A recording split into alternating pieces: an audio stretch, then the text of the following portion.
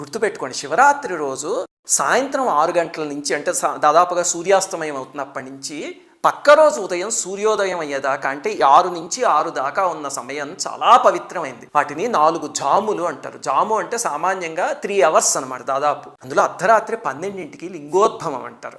ఆ సమయం పరమ పవిత్రమైనది. అందుకని మీకు కుదిరితే లింగోద్భవం దాకా లేచుండి ఆ సమయానికి అభిషేకం చేయడానికి ప్రయత్నించండి. కొంచెం అభిషేకం చేసిన 5 నిమిషాలు చేసినా సరే అపారమైన ఫలితం. అలాగే ఎన్నిసార్లు చేయాలండి అభిషేకము అంటే సామాన్యంగా ఏకాదశ రుద్రులు అంటారు పరమేశ్వరుడు యొక్క 11 స్వరూపాలు.